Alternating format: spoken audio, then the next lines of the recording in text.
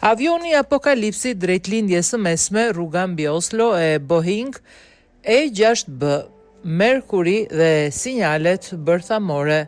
Shtetet e Bashkuara kanë në lëvizje të ashtu quajturin aeroplani i apokalipsit, siç raportohet nga një burim i Tamil Radar. Avioni amerikan Boeing E6B Mercury u nis së fundmi nga baza e tij në Shtetet e Bashkuara të Amerikës dhe u drejtua nga lindja drejt Europës.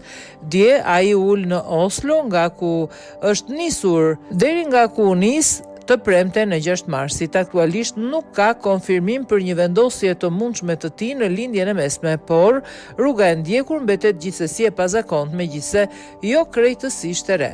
Aeroplani Domstay dhe triada bërthamore. Pse është kaq i rëndësishëm ky avion?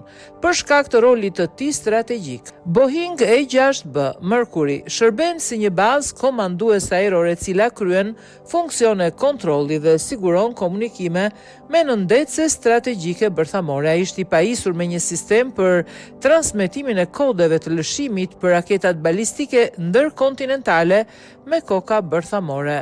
Për më tepër, fal sistemeve të posaçme të komunikimit, ky avion mund të sigurojë kontrollin e forcave bërthamore dhe në rast të shkatërimit të infrastrukturës toksore të komandës. Në thelb ai mund të garantojë vazhdimsinë e komandës dhe të mundësojë lëshimin e një sulmi bërthamor në rast të përshkallëzimit të një krize, duke siguruar që komanda strategjike të mos ndërpriten edhe nëse qendrat kryesore të drejtimit shkatërrohen. Në një skenar real, përshkallëzimi i këtij avion garantojnë që triada bërthamore amerikane, nëndecet, raketat balistike ndërkontinentale dhe bombarduesit strategjik të mund të marrin urdhra të vlefshëm lëshimi edhe pas një sulmi fillestar në shkallë të plotë që mund të godiste Washington DC ose instalime të tjera fikse ushtarake, kriza në lindjen e mesme dhe tensionet me Rusinë. Marina e Shtetet Bashkuara të Amerikës mori avionin e saj të parë përmirësuar Boeing E6B Mercury nga Northrop Grumman në fillim qershor 2023. Soi pajisjet e brendshme dhe sistemet e komunikimit të avionit. Aktualisht nuk dihet se çfarë roli mund të luajë ky avion amerikan në operacionin ushtarak të vazhdueshëm midis Shteteve të Bashkuara të Amerikës dhe Izraelit kundër Iranit. Gjithashtu nuk përjashtohet mundësia që prania e tij në Europën Veriore të lidhet me monitorimin e territorit skandinav i cili po përballet me tensione të forta me Rusinë.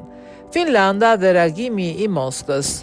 Qeveria e Finlandës propozoi heqjen e ndalimit për kalimin e armëve bërthamore përmes territorit të saj, nëse kjo do të ishte nevojshme për mbrojtjen ushtarake të vendit. Në raste të tjera, importi, tranziti dhe posedimi i armëve bërthamore në Finland do të vazhdojë të jetë i ndaluar, theksoi ministri finlandez i mbrojtjes Antti Hakanen. Legjislacioni aktual nuk është në përputhje me angazhimet e Finlandës si aleate NATO-s, shtoi ministri sipas transmetuesit publik YLE.